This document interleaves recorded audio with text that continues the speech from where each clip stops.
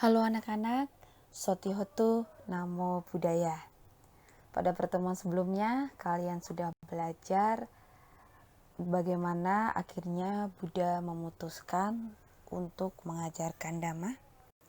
Dan pertemuan kali ini kita akan lanjutkan, yaitu tentang khotbah-khotbah awal Buddha mengajarkan Dhamma.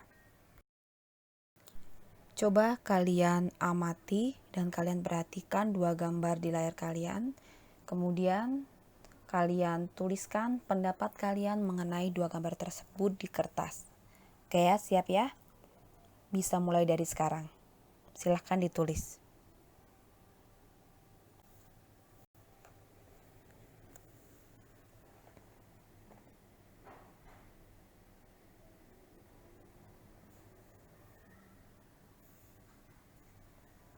Oke, Ibu rasa cukup. Silahkan kalian simpan lagi dan kita lanjutkan. Setelah masa puasa selama 49 hari selesai, Buddha duduk di bawah pohon Rajayatana. Belum lama beliau duduk, dua orang pedagang bernama Tapusa dan Balika mendatangi dari jauh yang berjalan dengan santainya. Seorang makhluk dewa yang pada kehidupan lampau pernah menjadi kerabat kedua pedagang itu, yaitu Tapusa dan Balika, memberitahukan kepada mereka, "Wahai saudaraku, yang baik, yang mulia, sedang duduk di kaki pohon Rajayatana adalah seorang Buddha yang baru saja mencapai penerangan sempurna. Pergilah kalian berdua dan layanilah beliau dengan baik. Persembahkanlah madu dan tepung kepada beliau. Tepung goreng atau japati dan madu merupakan makanan yang biasa dibawa oleh orang yang berpergian di India. Hal itu akan memberi kesejahteraan dan kebahagiaan bagi kalian berdua untuk waktu yang lama." Mendengar nasihat dari makhluk dewa ini, maka dua orang pedagang bergegas berjalan menuju ke tempat yang sudah ditunjukkan. Sampai di depan Buddha, kedua pedagang tadi dengan sikap penuh hormat memberi salam. Kedua pedagang itu memohon dengan sangat agar Buddha berkenan menerima persembahan mereka, yang diyakini oleh mereka akan memberi kebahagiaan dan kesejahteraan bagi mereka. Mendengar permintaan mereka, Buddha tidak merasa keberatan, tetapi sebagai seorang Tathagata, sesuai dengan kebiasaan para Tathagata yang tidak menerima persembahan dengan tangan mereka sendiri, maka Buddha pun berpikir bagaimana caranya beliau dapat menerima persembahan mereka itu.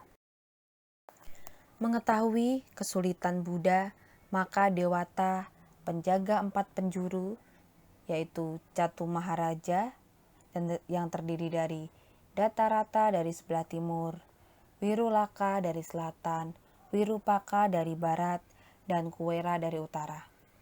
Dari 4 penjuru datang menolong dengan mempersembahkan 4 buah mangkok keramik untuk Buddha sambil berkata, "Oh Guru, dengan mangkok ini, biarlah yang mulia menerima persembahan tepung dan madu di tempat ini." Buddha menerima 4 mangkok tersebut, dan dengan kekuatan gaibnya dijadikannya 4 mangkok itu menjadi 1 mangkok. Dengan demikian Buddha dapat menerima persembahan dari Tapusa dan Balika. Buddha dengan ramah menerima persembahan dari kedua pedagang itu dengan tepat waktunya. Beliau lalu menyantap persembahan itu setelah puasa panjang.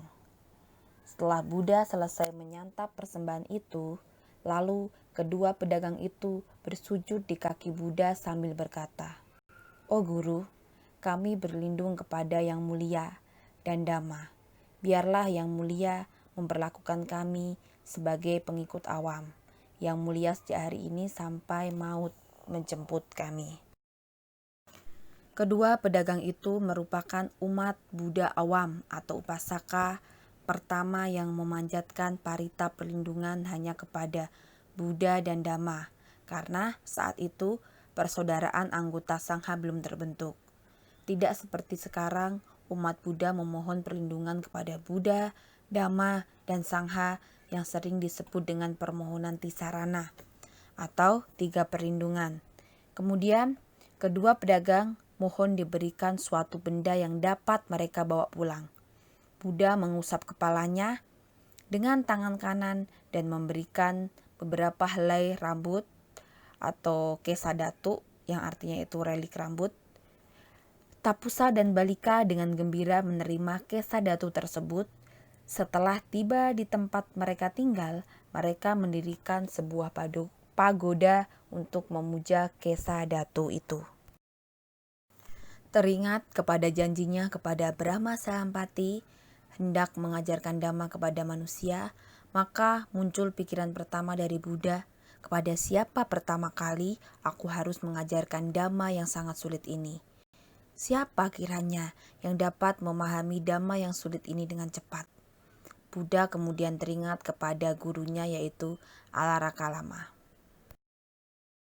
Alarakalama merupakan pertapa yang terbelajar, pandai, bijaksana, dan sudah lama hanya ada sedikit debu di matanya. Buddha berpikir lagi, pertama kali aku akan mengajarkan Dhamma kepada Alarakalama saja, karena dia akan dapat memahami Dhamma dengan cepat, karena hanya memiliki sedikit debu di mata batinnya. Tidak lama berselang, seorang makhluk dewa menghampiri beliau dan berkata bahwa Alarakalama sudah wafat seminggu lalu. Beliau pun dengan mata Buddhanya membenarkan laporan makhluk dewa itu. Terpikir lagi kepada Udaka Ramaputra. Lagi-lagi, seorang makhluk dewa memberitahu bahwa Udaka Ramaputra baru saja wafat kemarin malam. Akhirnya, Buddha teringat kepada 5 orang pertapa yang pernah menemani beliau bertapa saat mencari penerangan sempurna. Dengan mata Buddha, beliau melihat kelima orang pertapa itu berdiam di Taman Rusa Isipatana dekat kota Benares. Untuk beberapa waktu sebelum berangkat ke Benares, Buddha berdiam di Uruwela. Buddha segera berangkat menuju ke Taman Rusa Isipatana dekat Benares. Dalam perjalanan sampai dekat Sungai Gaya, Buddha bertemu dengan seorang petapa Ajiwaka bernama Upaka. Terpesona melihat Buddha yang wajahnya demikian cemerlang, Upaka bertanya, "Sangat jernih indriamu teman, bersih dan cemerlang warna kulitmu. Untuk siapakah pelepasan telah kau lakukan teman? Siapakah gurumu teman? Ajaran siapakah yang kau tekuni?" Buddha menjawab bahwa beliau adalah orang yang maha tahu dan tidak mempunyai guru siapapun, juga melalui syair berikut. Semua telah kuatasi, semua telah kuketahui, dari apapun aku bebas, semua telah kutinggalkan, aku telah sempurna menghancurkan nafsu keinginan. Setelah memahami semuanya, siapakah yang patut kusebut guruku? Aku tidak punya guru yang mengajarkan penerangan sempurna. Tidak ada yang setara dengan diriku. Di dunia tidak ada yang dapat mengalahkanku. Aku adalah arahat, seorang guru yang tak terkalahkan. Hanya aku yang telah mencapai penerangan sempurna. Aku sudah tenang dan tentram. Aku pergi ke kota untuk mengembangkan roda Dhamma. Dalam dunia yang gelap, aku akan menabuh genderang keabadian. Upaka bertanya lagi, "Jika begitu teman, kamu menyatakan diri sebagai arahat, seorang penakluk yang tak terbatas." Buddha menjawab, "Seperti aku inilah penakluk yang telah menghancurkan semua kekotoran batin. Semua keadaan kejahatan telah kuatasi. Oleh karena itu, Upaka, aku disebut sebagai sang penakluk." Akan tetapi Upaka nampaknya sama sekali tidak terkesan. Ia menggelengkan kepala sambil berkata, "Mungkin begitu teman." Upaka kemudian meneruskan perjalanannya, sedangkan Buddha juga melanjutkan perjalanannya ke Benares dan tiba pada saatnya. Sesampainya di Benares, beliau menuju ke Taman Rusa Isipatana di mana 5 pertapa berdiam. 5 orang pertapa tersebut adalah Kondana, Badia, Wapa, Mahanama, dan Asaji. Melihat Buddha sedang memasuki Taman Rusa, seorang dari 5 pertapa itu mengatakan, "Kawan-kawan, lihat, pertapa Gotama sedang memasuki taman. Ia adalah orang yang senang dengan kenikmatan dunia. Ia tergelincir dari kehidupan suci dan kembali ke kehidupan yang penuh kesenangan dan kenikmatan. Sebaiknya kita tidak usah menyapanya dan kita tidak perlu memberi hormat kepadanya. Kita sebaiknya juga jangan menawarkan diri untuk membawakan mangkuk dan jubahnya. Kita hanya menyediakan tikar untuk tempat duduknya. Ia boleh menggunakannya kalau mau dan kalau tidak mau biarkan dia berdiri saja. Siapakah yang mau mengurus seorang pertapa yang telah gagal? Mereka berlima sepakat untuk tidak menghormati Buddha. Ketika Buddha datang lebih dekat, mereka melihat bahwa ada sesuatu yang berubah dan Buddha tidak sama dengan pertapa Gotama yang dulu mereka kenal. Ia sekarang kelihatan lebih mulia dan agung yang belum pernah mereka lihat sebelumnya. Penampilan Buddha yang begitu agung membuat mereka seolah-olah lupa kepada apa yang mereka sepakati. Seorang di antara mereka maju ke depan dan dengan hormat menyambut mangkuk dan jubahnya, sedangkan yang lain sibuk menyiapkan tempat duduk dan yang lainnya lagi bergegas mengambil air untuk membasuh kaki Buddha. Meskipun demikian, 5 pertapa ini hanya menyebut Buddha dengan nama saja dan memanggil beliau dengan sebutan teman atau awuso. Awuso itu adalah satu bentuk sapaan untuk yang lebih muda atau sebaya. Menghadapi hal ini, Buddha menasihati, "Oh pertapa, janganlah memanggil Tathagata dengan sebutan nama saja atau sebutan awuso, tetapi sebutlah yang mulia. Tathagata telah mencapai penerangan sempurna. Dengarlah, oh pertapa, aku telah menemukan jalan yang menuju ke keadaan terbebas dari kematian. Akan kuberitahukan kepadamu, akan kuajarkan kepadamu, kalau engkau ingin mendengar, belajar, dan melatih diri seperti yang akan kuajarkan, maka dalam waktu singkat engkau pun dapat mengerti. Bukan nanti kelak kemudian hari, tetapi sekarang juga dalam kehidupan ini bahwa apa yang kukatakan itu adalah benar. Engkau dapat menyelami sendiri keadaan itu yang berada di atas hidup dan mati." Kelima pertapa itu menolak karena mereka berpendapat bahwa dengan penyiksaan diri yang begitu ketat saja penerangan dan pencerahan tidak dapat dicapai, apalagi kalau kembali pada kehidupan biasa. Di samping itu, kelima pertapa juga merasa heran sekali mendengar ucapan Buddha, sebab mereka melihat sendiri beliau berhenti berpuasa, mereka melihat sendiri beliau menghentikan semua usaha untuk menemukan penerangan agung, dan sekarang beliau datang pada mereka untuk memberitahukan bahwa beliau telah menemukan penerangan agung itu. Karena itu mereka tidak percaya akan apa yang Buddha katakan. Mereka menjawab, "Sahabat Gotama, sewaktu kami masih berdiam bersama-sama Anda telah berlatih dan menyiksa diri Anda, seperti yang belum pernah dilakukan oleh siapapun juga di seluruh Jambudvipa. Karena hal itulah kami menganggap Anda sebagai pemimpin dan guru kami, tetapi dengan segala cara penyiksaan diri itu ternyata Anda tidak berhasil menemukan apa yang Anda cari, yaitu penerangan sempurna. Setelah sekarang Anda kembali ke kehidupan yang penuh kesenangan dan kenikmatan dan berhenti berusaha dan melatih diri, mana mungkin Anda sekarang telah menemukannya?" Kemudian Buddha menjawab, "Kamu keliru pertapa, aku tidak pernah berhenti berusaha. Aku tidak kembali ke kehidupan yang penuh kesenangan dan kenikmatan. Dengarlah apa yang kukatakan. Aku sesungguhnya telah memperoleh kebijaksanaan yang tertinggi dan dapat mengajar kamu untuk juga memperoleh kebijaksanaan tersebut untuk dirimu sendiri." 3 kali Buddha menawarkan dan 3 kali pula kelima pertapa itu menolaknya. Buddha mengatakan, "Apakah kalian tahu? Pada kesempatan sebelumnya aku menyatakan hal seperti ini kepada kalian." Akhirnya kelima pertapa bersedia mendengarkan khotbahnya dengan tenang dan hikmat. Maka Buddha memberikan khotbahnya yang pertama yang kelak dikenal sebagai Dhammacakkappavattana Sutta atau khotbah pemutaran roda Dhamma. Khotbah pertama diucapkan oleh Buddha dengan tepat pada saat Purnama Sidhi di bulan Asala, yang kemudian dikenal sebagai Hari Asada dan diperingati pada setiap bulan purnama penuh di bulan Juli. Buddha mengajarkan kepada 5 pertapa bagaimana mencapai nibbana. yaitu nibbana adalah bebas dari kelahiran, bebas dari kelapukan, bebas dari penyakit, bebas dari kematian, bebas dari penderitaan, dan bebas dari nafsu keinginan. Inti dari Dhammacakkappavattana Sutta adalah menghindari dua hal ekstrim. Yang pertama, menghindari mengumbar nafsu-nafsu yang hanya dilakukan oleh orang yang masih berkeluarga. Sifat khas dari orang yang terikat kepada hal-hal duniawi, tidak mulia dan tidak berfaedah.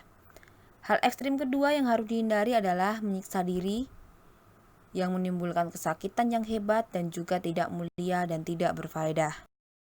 Yang diajarkan Buddha kepada 5 pertapa yaitu tentang 4 kesunyataan mulia. Yang pertama, kesunyataan mulia tentang duka. Kedua, kesunyataan mulia tentang asal mula duka. Yang ketiga, kesunyataan mulia tentang lenyapnya duka. Dan yang keempat adalah kesunyataan mulia tentang jalan menuju lenyapnya duka. Setelah selesai berkhotbah, kondanya memperoleh mata dhamma karena dapat mengerti dengan jelas makna khotbah tersebut dan menjadi seorang sotapanna. Hanya kondanya yang sekarang tidak meragukan lagi ajaran Buddha mohon untuk dapat diterima sebagai murid. Buddha meluluskan permohonan ini dan menhabiskan dengan kata-kata Ehi Bhikkhu. Dhamma telah dibabarkan dengan jelas, laksanakan kehidupan suci dan singkirkanlah penderitaan. Dengan demikian, Anya Kondana menjadi bhikkhu pertama yang ditabiskan dengan ucapan Ehi Bhikkhu.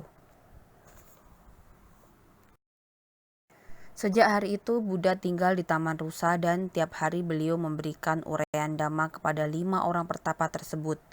2 hari setelah itu, pertapa Wapa dan Badia memperoleh mata Dhamma dan kemudian ditabiskan oleh bhikkhu dengan menggunakan kalimat Ehi Bhikkhu. Dan 2 hari kemudian, pertapa Mahanama dan Asaji memperoleh mata Dhamma dan ditabiskan juga oleh Buddha dengan menggunakan Ehi Bhikkhu. Genap sudah 5 pertapa menjadi bhikkhu yang ditabiskan oleh Buddha dengan menggunakan kalimat Ehi Bhikkhu. 5 hari setelah memberikan khotbah pertama, Buddha memberikan khotbah kedua dengan judul Anatta Lakkhana Sutta. Khotbah kedua ini dinamakan sebagai Anatta Lakkhana Sutta, yaitu sutta tentang corak umum tanpa diri yang kekal. Suatu hari ketika Buddha sedang berdiam di Taman Rusa Isipatana, beliau memanggil 5 orang pertapa yang sudah ditabiskan menjadi bhikkhu. Para bhikkhu, marilah mendengarkan apa yang akan kujelaskan lebih lanjut tentang 5 kanda. 5 kanda atau 5 kelompok kehidupan, yaitu yang pertama adalah rupa, badan jasmani, wedana, perasaan, sanya, pencerapan, sankara, pikiran, dan winyana, kesadaran. Anatta Lakkhana Sutta, Buddha menjelaskan bahwa kita menderita karena menganggap wujud fisik, perasaan, pencerapan, pikiran, kesadaran sebagai milikku. Maksudnya, untuk mengurangi penderitaan, kita sebaiknya tidak bereaksi berlebihan terhadap apa yang terjadi pada tubuh, perasaan, pencerapan, pikiran, dan kesadaran. Misalnya, ketika kita sakit, kita jangan terlalu mengeluhkan sakitnya, sehingga kita bisa lebih nyaman, lebih tenang, tidak berpikiran buruk. Dengan demikian, kita bisa sembuh lebih cepat. Khotbah ketiga dinamakan sebagai Aditta Pariyaya Sutta atau sutta tentang semua dalam keadaan terbakar, yang dapat diringkas sebagai berikut. Buddha mengajarkan tentang 6 landasan indera, yaitu mata, telinga, hidung, lidah, jasmani, dan pikiran yang terbakar oleh api nafsu, kebencian, dan kebodohan batin. Apabila seseorang telah menjauhkan diri dari kegemaran 6 landasan indera, maka hawa nafsu menjadi padam dan dia menjadi terbebas dari kelahiran kembali. Selanjutnya kita akan membahas tentang Pangeran Yasa dan 54 temannya. Pada masa itu di Benares bertempat tinggal seorang anak muda bernama Yasa yang merupakan anak seorang pedagang kaya raya. Yasa memiliki 3 buah istana dan hidup dengan penuh kemewahan dikelilingi oleh gadis-gadis cantik yang menyajikan berbagai macam hiburan. Kehidupan yang penuh kesenangan ini berlangsung untuk beberapa lama sampai pada suatu malam di musim hujan, Yasa melihat satu pemandangan yang mengubah seluruh jalan hidupnya. Malam itu ia terbangun di tengah malam dan dari sinar lampu di kamarnya, Yasa melihat pelayan-pelayannya sedang tidur dalam berbagai macam sikap yang membuatnya jemu dan muak sekali. Ia merasa seperti berada di tempat perkuburan, dengan dikelilingi mayat-mayat yang bergelimpangan.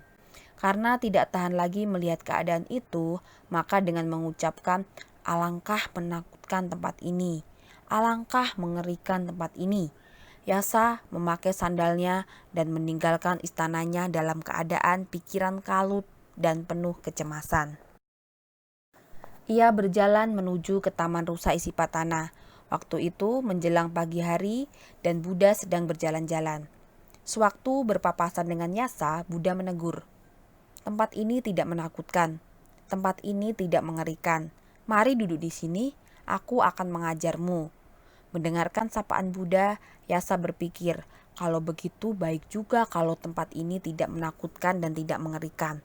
Yasa membuka sandalnya, menghampiri Buddha, dan memberi hormat kemudian duduk di sisi Buddha. Buddha kemudian memberikan uraian yang disebut Anupubikata, yaitu uraian mengenai pentingnya berdana, hidup bersusila, tumimbal lahir di surga sebagai akibat dari perbuatan baik. Buruknya mengumbar nafsu-nafsu dan manfaat melepaskan diri dari semua ikatan duniawi. Selanjutnya, Buddha memberikan uraian tentang 4 kesunyataan mulia yang dapat membebaskan manusia dari nafsu-nafsu keinginan. Setelah Buddha selesai memberikan uraian, Yasa memperoleh mata dhamma sewaktu masih duduk di tempat itu. Yasa mencapai tingkat arahat sewaktu Buddha mengulangi uraian tersebut di hadapan ayahnya. Khotbah keempat ini berjudul Anupubikata, diberikan oleh Buddha kepada Yasa, seorang hartawan. Yasa mohon kepada Buddha untuk ditabiskan menjadi biku. Buddha menabiskannya dengan menggunakan kalimat yang juga digunakan untuk menabiskan 5 muridnya. Yang pertama yaitu Ehibiku. Dhamma telah dibabarkan dengan jelas, laksanakanlah kehidupan suci. Perbedaannya bahwa Buddha tidak mengucapkan dan singkirkanlah penderitaan, karena Yasa pada waktu itu sudah mencapai tingkat kesucian arahat. Keesokan harinya dengan diiringi Yasa, Buddha pergi ke istana ayah Yasa dan duduk di tempat yang telah disediakan. Ibu dan istri Yasa keluar dan memberi hormat. Buddha kembali memberikan uraian tentang Anupubikata dan mereka berdua pun memperoleh mata dhamma. Mereka memuji keindahan uraian tersebut dan mohon dapat diterima sebagai upasika dan berlindung kepada Buddha, Dhamma, dan Sangha untuk seumur hidup. Mereka adalah pengikut-pengikut wanita pertama yang berlindung kepada 3 mustika Buddha, Dhamma, dan Sangha. Setelah itu, makan siang disiapkan dan kedua wanita itu melayani sendiri Buddha dan Yasa dengan hidangan yang lezat-lezat. Sehabis makan siang, Buddha dan Yasa kembali ke Taman Rusa Isipatana. Di Benares, Yasa mempunyai 4 orang sahabat, semuanya anak-anak orang kaya, yang bernama Wimala, Subahu, Punaji, dan Gawampati. Mereka mendengar bahwa Yasa sekarang sudah menjadi biku. Mereka menganggap bahwa ajaran-ajaran yang benar-benar sempurnalah yang dapat menggerakkan hati Yasa untuk meninggalkan kehidupannya yang mewah. Karena itu, mereka menemui Biku Yasa yang kemudian membawa keempat kawannya itu menghadap Buddha. Setelah mendengar khotbah Buddha, mereka semua memperoleh mata dhamma dan kemudian diterima menjadi biku. Setelah mendengar penjelasan tambahan, keempat orang ini dalam waktu singkat mencapai tingkat arahat. Dengan demikian, jumlah arahat pada waktu itu adalah 11. Tetapi, Biku Yasa mempunyai banyak teman lagi yang berada di tempat-tempat jauh. Semuanya berjumlah 50 orang. Mendengar sahabat mereka menjadi biku, mereka pun mengambil keputusan untuk mengikuti jejak Biku Yasa. Mereka semua diterima menjadi biku dan dalam waktu singkat semuanya mencapai tingkat arahat, sehingga pada waktu itu terdapat 61 orang arahat.